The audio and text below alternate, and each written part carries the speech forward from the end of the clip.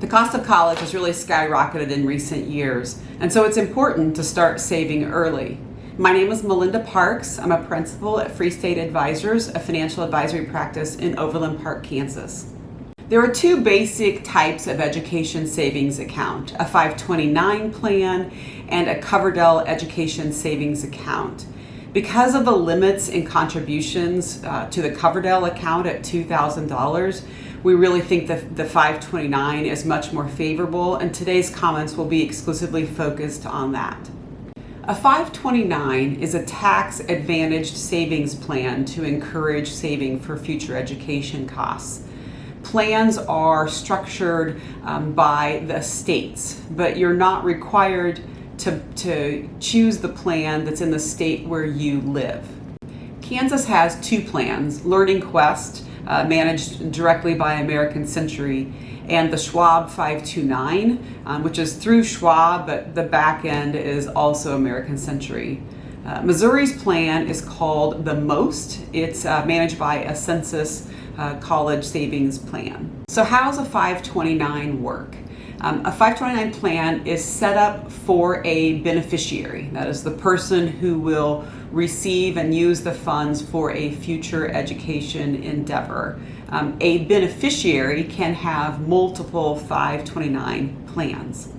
Contributions are made to the plan and are considered a gift to the recipient. So the only limitation on the amount of an annual gift is annual gift tax exclusions, which is currently $18,000. So contributions to a 529 plan don't allow any deduction against federal taxes in the year that you make the contribution. However, some states allow for contributions to education savings plans to reduce the state taxable income. Both Kansas and Missouri have some deduction for contributions to 529 savings plans. The real benefit of a 529 is that the earnings are all tax-free as long as the funds are used for qualified education expenses. So what are qualified education expenses? Tuition, books, fees, supplies, and some housing costs. Withdrawals made for anything that doesn't qualify as a qualified education expense would be subject to a 10% penalty, as well as a taxation on the earnings from the 529.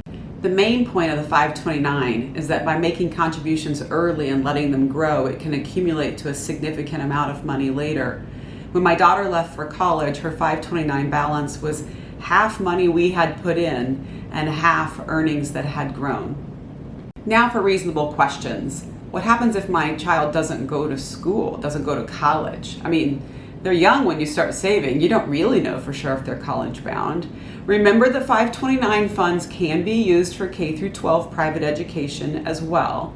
But the government's allowed for a few outs for you.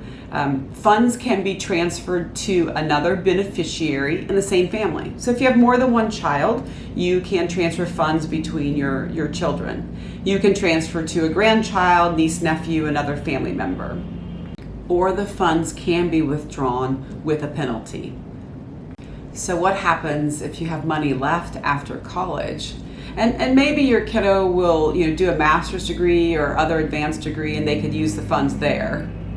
Or again, the funds can be transferred to another beneficiary. Another great option, Congress passed the Secure 2.0 Act in 2022, which allows for excess funds in 529 plans that have been there for at least 15 years to be rolled out to a Roth IRA for the beneficiary. This is a really great option to sort of get a jump start on retirement savings for your student. It's limited to a total of $35,000, and there are rules about rolling it out over time, but it really is giving a good option for a way to use excess 529 funds if you find yourself in that situation.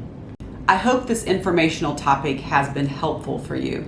If you have any questions or comments or would like to talk through more, don't hesitate to give us a call at Free State Advisors.